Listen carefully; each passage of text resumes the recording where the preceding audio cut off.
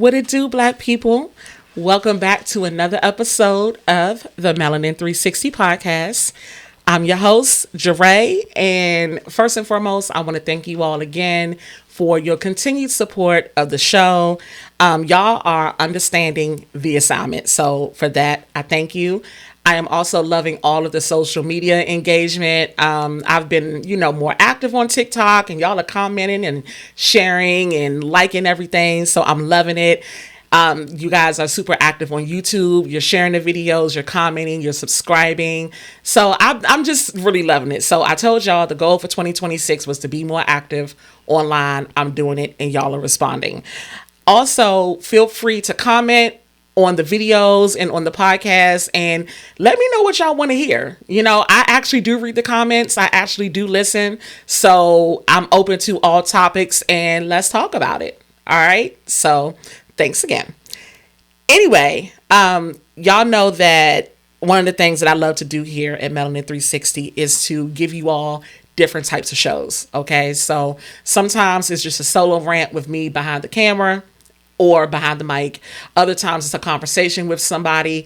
Other times, I actually put that journalism degree to use and I get in my interview bag. So that's what we're going to do today. So for those of you that are watching, you can see that I have a guest. For those of you that are listening, you don't know that I have a guest, but I guess you do now. So I want to take this time to introduce my guest, Miss Kristin Adams. She is the program manager for Peace for DC.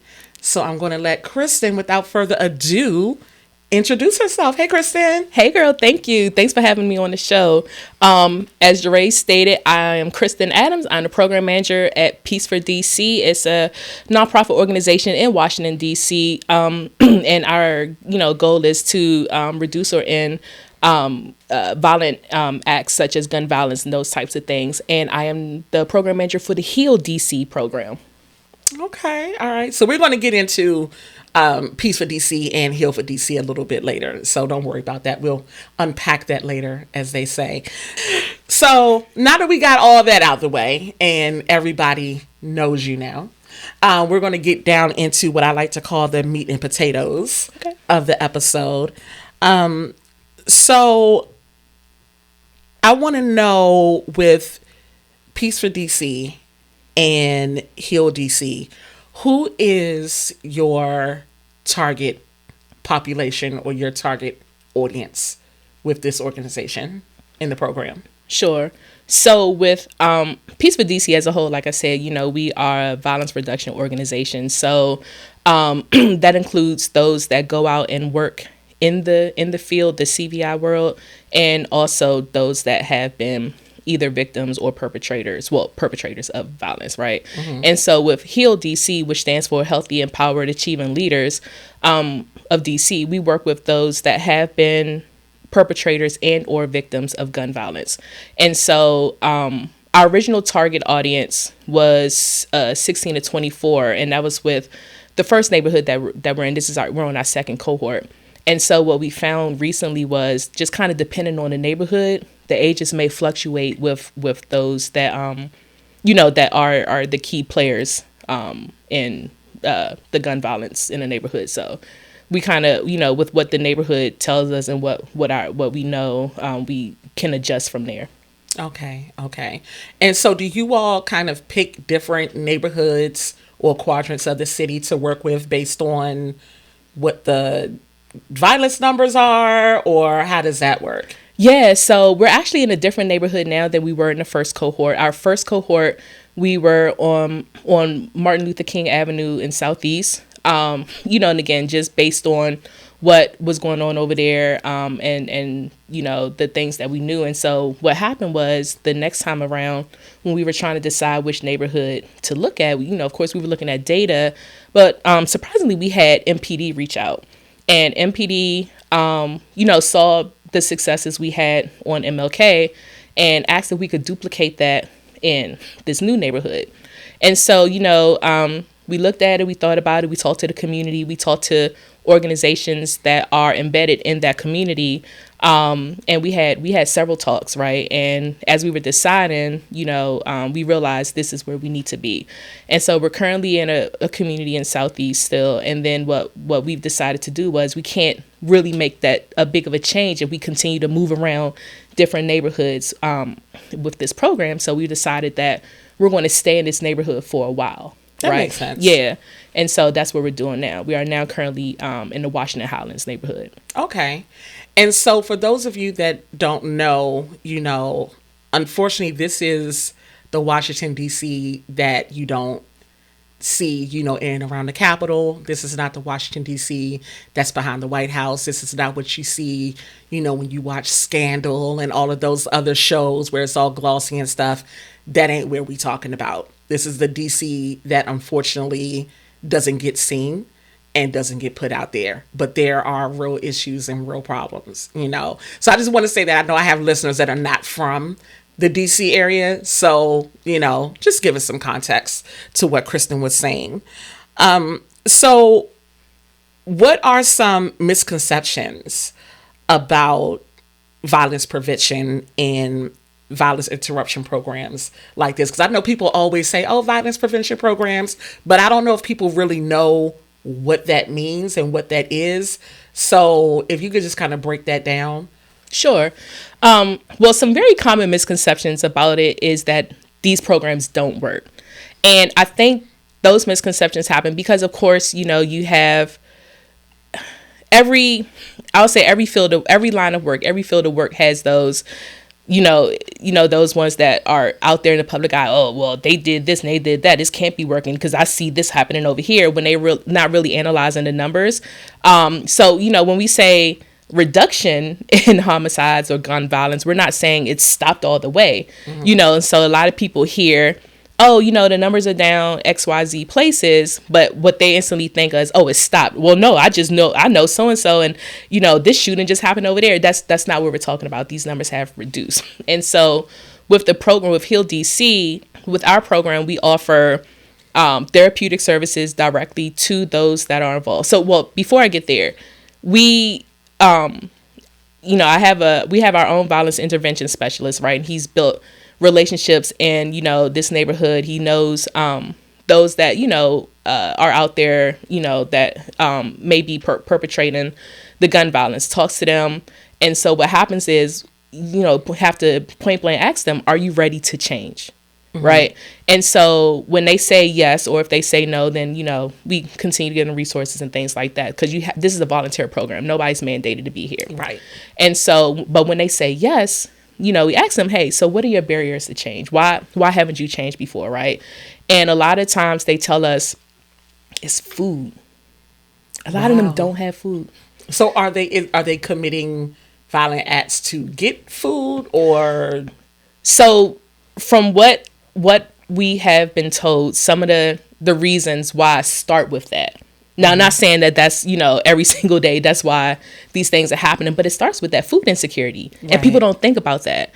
And then also there's also this kind of like historical beefs that sometimes you're brought up in, yes, that you feel like you have to keep continuing with that. And the other part of it is housing instability, and housing instability also leads to, well, I don't have a job, I couldn't stay, so what we do is, the individuals that we feel are ready for the program, take them through an orientation, give them all the ins and outs of the programs, they agree to it or whatever, like that. We help them along the way, give them support. Like I said, they have access to their own violence intervention specialist, a therapist.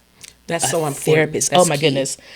Jure, we have seen some things, and this isn't the typical therapy where, hey, I think I need to see a therapist, I'm going to go find one, right? This is, we kind of have to encourage them, we have to tell them, hey, this is what therapy is about, this is what it isn't. They have to build that relationship. We don't force them. However, the program does come with a stipend, and with the program, you have to meet certain criteria and have to do certain things. So like, although you're not forced to meet with the therapist, it does affect your stipend. So I say, just try it. Right. Just try it. And so, our therapist, that's on staff, she's been so patient, and her patience has led to, now she has, she has a success rate of, over 80% of our participants meeting with her, and a lot of them are meeting with her now unprompted. That's amazing. Yeah, it is amazing, especially to see how they started and where they are now, continuously to grow throughout the program, right? And then aside from that, they had their own case manager. Our case manager, I swear, we couldn't have a better one. My whole staff, like, they work so hard because, like, their heart is in it, right? And so our case manager, she does everything else. And we also do a lot of team. And so between the case manager, our VI, and our therapist, it's a lot of teamwork that goes into it. We make sure that, you know, we're lockstep with each other, understanding, okay, this person needs this person needs that. You know, we all try to, you know, make sure we're doing it all together as one, so they don't miss anything. But in addition to that, they come to group sessions twice a week. Those group sessions can be anything from nutrition or healthy masculinity, but to trauma. They just finished up a trauma group, and the things that were taking place in that group, it was life-changing for all of us, right? And so, and because our executive director facilitated that group, she's a licensed social worker, and the things that these gentlemen were able to process in a group setting, and some of these gentlemen, you know, they weren't in a position where they could be around each other prior to, you know, between different neighborhood beefs coming up and things like that. And then, Wow. yeah. And we also take them on outings. And like I said, of course, there's a stipend involved. But the number one thing I think is we also link them with, we're in partnership with Awada Circle. And so they have a job career coach. And so now a lot of them are working. So, yeah. I love that. And I think that is what people really need to hear, that they don't hear. And I'm going to take a note about healthy masculinity, because I've never heard those two words together, but I like that. So if you see that come up on another episode, I'll give you credit for it. Got it. But I like that. Yeah, sure. So, you know, when people, like you said earlier, you know, when they hear about gun violence in their neighborhoods or whatever, and they want the problem to be fixed, right? And I'm using air quotes when I say Sure. fixed. They immediately go to heavy policing and heavy surveillance by law enforcement, right? Is that effective? And also, how does your organization work with law enforcement or around law enforcement? I know that was kind of a loaded question, but Very. So to answer your first question, I don't think heavy policing is the answer. Because think about it. When you were a teenager and if your parents watched every step you made, you were still going to make those steps, but be a little more strategic with it, right? Heavy policing is not the answer. Now, I'm not saying to not police, right? But what I am saying is, you know, just kind of locking everybody up for every single thing. And, you know, not putting them in a cage and not treating them while they're there and not getting to the root problem. That's never the answer. That's never the answer. Because if you really want to change, you have to change the mindset. You know what I'm saying? Like, because you lock, you know, this particular group up, there's another group coming right behind them, because we haven't changed the mindset. We haven't dug deep into what's happening. And that's what we do at Peace for DC, especially in the Heal DC program. What's going on? Why, you know, why are we doing these things? What led you here? And so, no, so I do not think heavy policing is the answer. okay. And so as far as like with law enforcement, we don't necessarily work directly with law enforcement, but, you know, like I stated earlier, they reached out to us asking us to see if we could duplicate what we did in one neighborhood with this neighborhood. Okay. And so the most we did with them, we had some meetings. They talked about the problems that they saw, but that was about it, right? So that was that's actually kind of how we, you know, first started considering the neighborhood we're in now. And then, like I said, after that conversation happened, we did meet with the community there, and we did meet with you know, the organization that's in that community and stuff like that. So, but they reached out to us seeing what we did on the other side. Okay. So, you know, if you've watched, you know, the news or any movie or what have you, or been on social media, everybody knows that violence, particularly in the inner city, particularly with our younger people, right, is an issue, whether you're in Chicago, you're in LA, you're in, Houston, whatever. It's the issue. Is there anything about DC that is a little special or makes it a little bit more unique? Yeah. DC has so many influences from the feds, right? Mm-hmm. And it's the nation's capital. Everybody wants to see, well, what's DC doing? What's happening in DC? Like, and there's even, the feds are even, trying to change local laws. That doesn't happen anywhere else. It's not fair, and then also, it's just, and then also like, there's just that federal involvement in criminal cases that doesn't happen, too many other places. And so it's just, DC is just really under this microscopic eye just because it is the nation's capital. So that makes things a lot harder. And I think it inflates a lot of things, right? When it comes to them seeing, certain things, what they see on TV. And because again, like not excusing any of the behavior, but these things aren't new, right? It's unfortunate, but they're happening everywhere. But DC just gets such a a heavy hand to deal with because it is the nation's capital. Mm-hmm. Okay, that makes a lot of sense. So as we record this show, it is early April and it is a beautiful day outside. Gorgeous. And if you grew up anywhere around the DMV, you know that warm weather plus our youth, particularly our young Black youth, I hate to say it like that, but it's true. It equals some violence. It equals, a spike in a lot of things happening. Like I said, I'm here to state the facts, right? So I know that you all know this. So how do you all prepare for this time of year when things are about to start popping off? Like the kids are going to be out of school, sure. The weather's warm, people are hanging out later on in the evening, all that kind of stuff. What's the prep for that? So that's where your violence interrupters come in, right? Mm-hmm. And so another component of Peace for DC is we have a flagship. Our flagship program is the Peace Academy, where we train the violence interrupters in the city. Okay. And so by doing that, you have these violence interrupters who are now trained, who have now obtained the skills going through, I believe it's 14 weeks.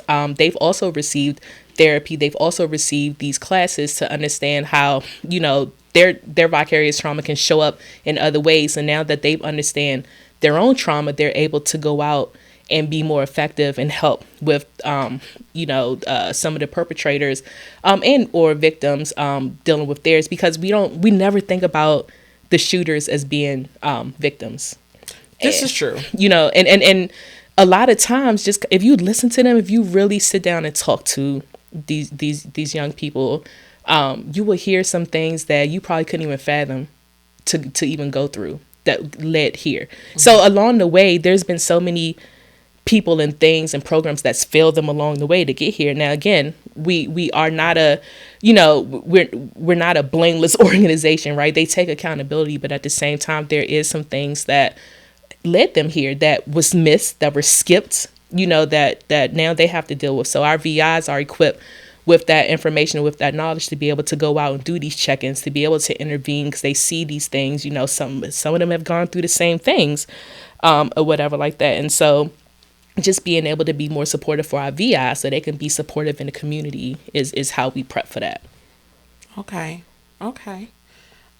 So what are some of the biggest obstacles that you all face in doing what you do?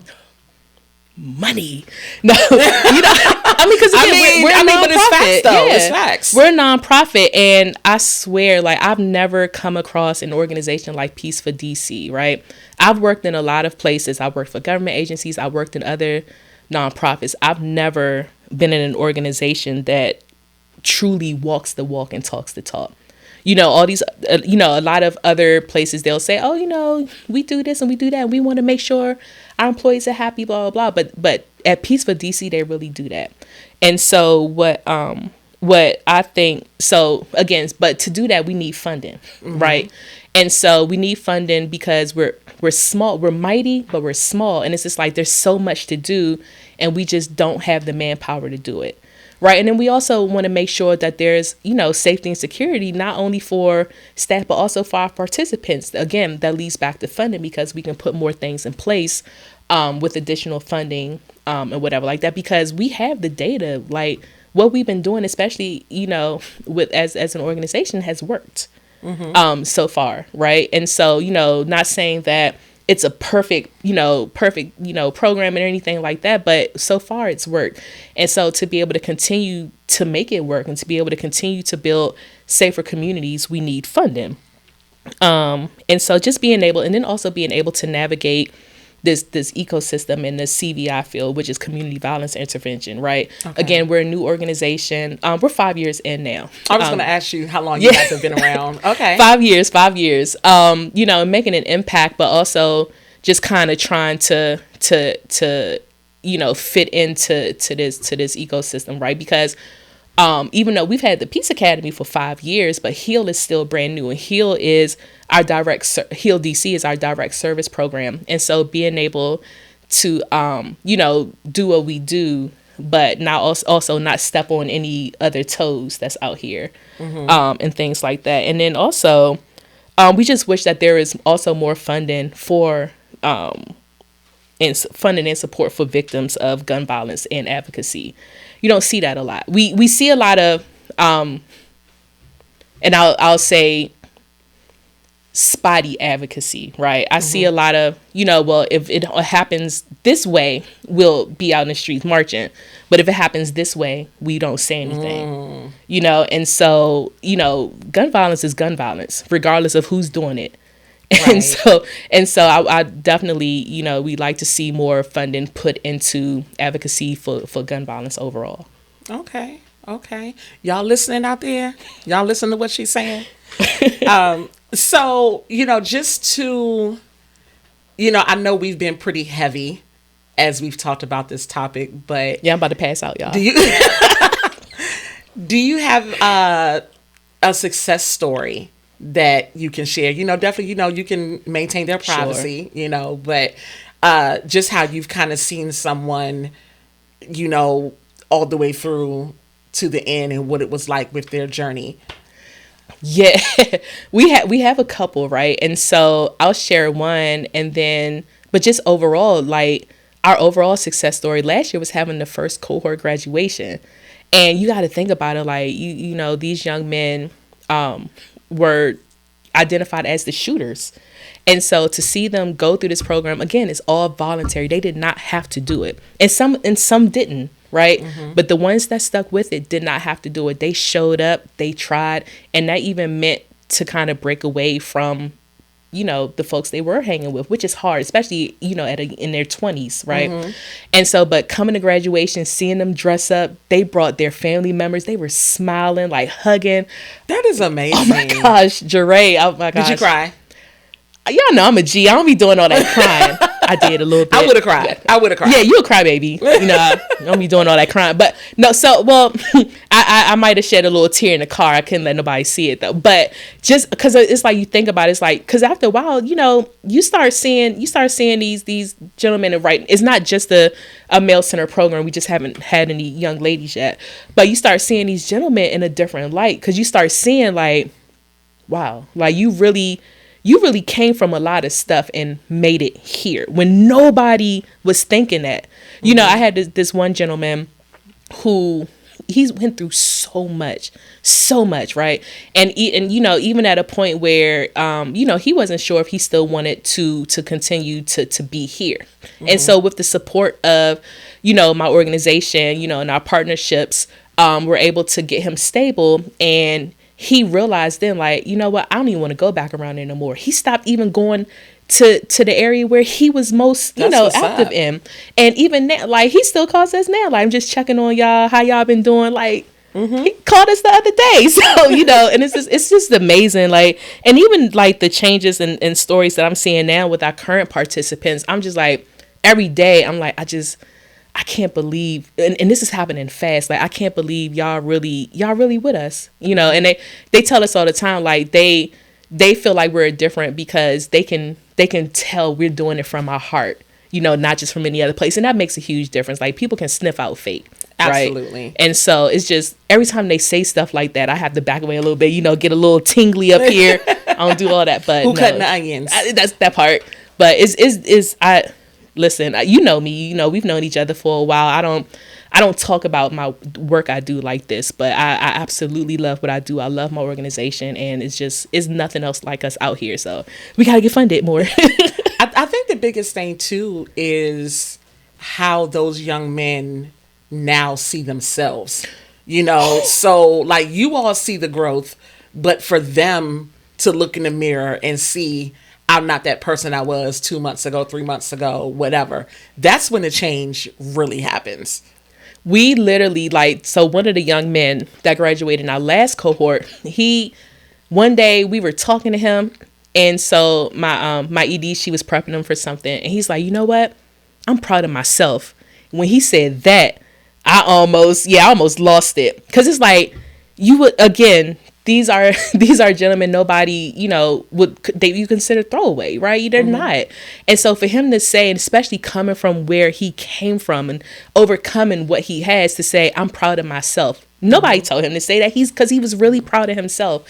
It's just amazing. And then, like, I was standing outside talking to one of my current guys. This was maybe a week or two ago.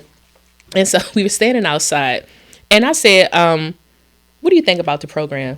He said, man, I love y'all.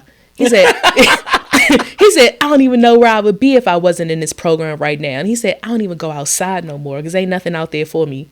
Listen. And this particular one, for him to say that, I was like, all right, I gotta go. There. And I gotta look at my staff, and I'm like, y'all do this. Like, my VI, my case manager, my therapist, they do this. Like, they're the reason that this is turning around for these guys. And it's just like, I just have to sit back and watch and just be grateful, just thankful to God that, we came together the way we did.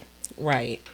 So that's actually a great segue into my next question. The work that you all do is extremely important. I am just glad to even know you to be in the orbit of something. That's great. I'm serious. No, I'm serious.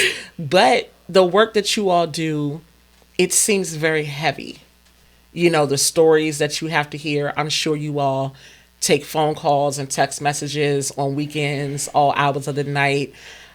How do you all keep yourselves sane? What type of self-care do you do for you? Because I feel like you all are constantly pouring into other people.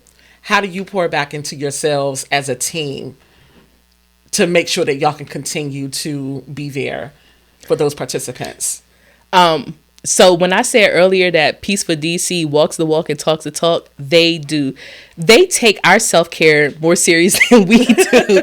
It's always constant check-ins, like, my ED, hey, are y'all okay? Do you need some time off? Like, take a break, take a breather. Even our CEO, who's also a co-founder, hey, how you doing? Checking in. Like, what other CEO is, texting you to make sure you're okay? Not enough of y'all CEOs are out there doing that. Exactly. And I'm looking at the camera while I say this. Mine is. And like I said, our ED, because she's one, not only is she a licensed social worker, but you can tell that's who she is at her core.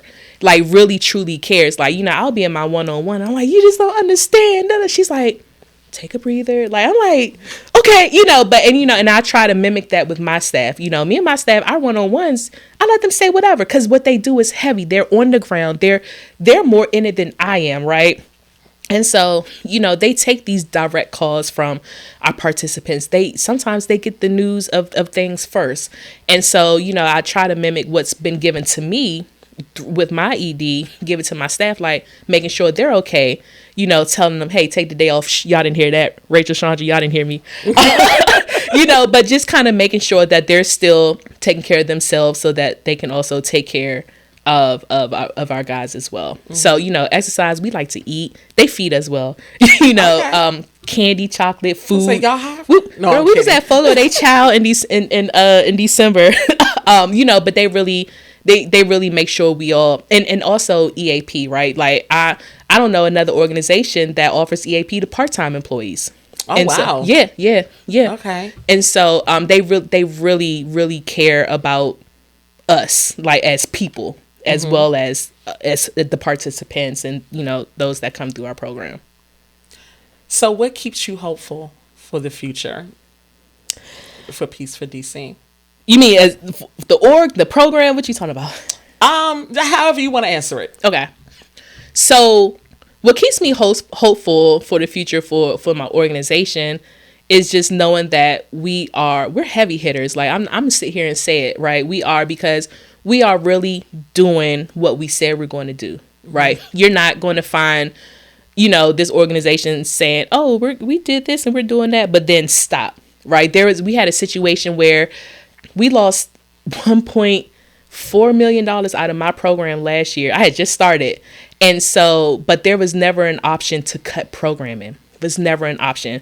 You know, the higher ups, they did everything they could to make sure the participants felt nothing, and they didn't. And from that point, even before that happened, I knew this, between my first interactions and Googling them and things like that, I knew I wanted to be here. But when that happened, I knew I was like, I'm in the right place, because this organization has a heart, you know? And so I'm hopeful that, you know, we'll continue, more people will see that more, you know, we'll continue to be that organization. Right. And then as far as my program, you know, I just looking at the first cohort to the second cohort, and I'm nervous after every cohort. And so, you know, just hoping that the third cohort, we can still serve them the way we've served the first two, because it is working. And again, it's not perfect. Everybody isn't going to perfectly, you know, navigate these things. And it's because it's hard. A lifestyle change is hard. Like, I've been trying to lose weight my whole life. You know, that's a lifestyle change. It's hard. But, you know, I'm hopeful that we'll continue to get those that feel comfortable enough to tell us, I want to change and do the work. And we going to ride with you. We going to do whatever we can, you know, to help you get there. So I'm hopeful with that. I love it. So how can we, and by we, I mean the community, other like-minded organizations, whoever, support you? Obviously, I know funding. I know money is everything. But if there is someone that's like, hey, you know, I don't make a lot of money, or I don't have a lot of money, or I'm another nonprofit that doesn't have a lot of money, what are other ways that you all can be supported? Sure. Volunteering with us, just reaching out, talking to us. Maybe we can partner another way, you know, because again, like, and DC is small, but it's large. And so it's just like, you know, there's another organization that, you know, it's like, you know, I'm trying to do this. It's similar to, how do y'all talk to us? You know, like, I'm, you know, especially with my program, I'm definitely willing to talk to anyone, to be able to share the, you know, what I've learned, you know, some best practices, and maybe, you know, I can learn something too. You know, we can do it together, because at the end of the day, it's not a competition on who can fix what neighborhood the quickest, right? It's all the same. It's all the same thing. We all want a safer DC. You know, we all want a safer community. Or, you know, if another organization said, hey, you know, I kind of want to get into this, you know, but I have staff that, how do they get trained? You know, we have a whole Peace Academy. You know, reach out to us. You want your staff trained? We can train them. You know, and so we also are hopeful that, you know, we can, you know, DC at some point gets a strategic plan for for community violence intervention. That'll be so helpful. But, you know, but other than that, you know, just reach out to us, like, talk to us. Okay. So, you know, this is your opportunity. If you wanted to speak on anything that's coming up, like events, campaigns, classes, whatever. Sure. You have the floor. Okay. I'm trying to do them proud. All right. So we are actually partnering with an organization who is kind of, I guess, hosting a candidates forum, right, for the mayoral candidates and other elected candidates. And so we're partnering with this organization to have this particular forum. So you can tune in for that. So on our socials is coming up that you'll be able to find that.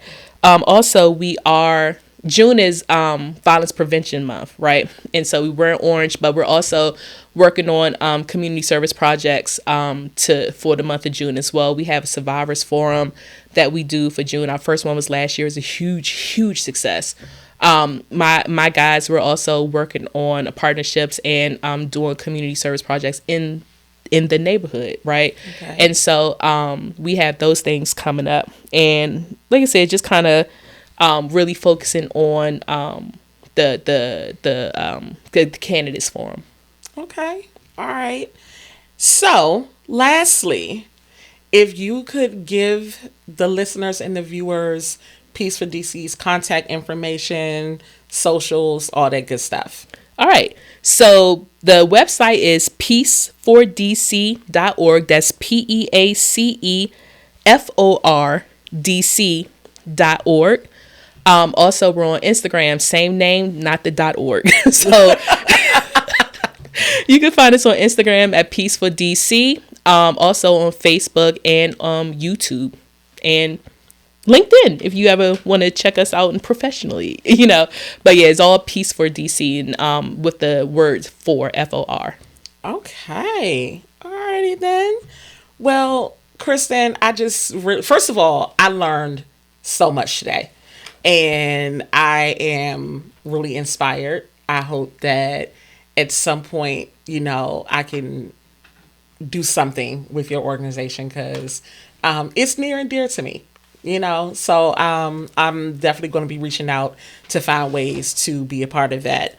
But I just really want to thank you for coming on the podcast today. Thanks for having me. And, everybody out there, please go and support this organization. As you've heard, they're doing great things. So, if you can drop a couple of dollars, if you can share their posts, talk about what they're doing, try to volunteer for an event.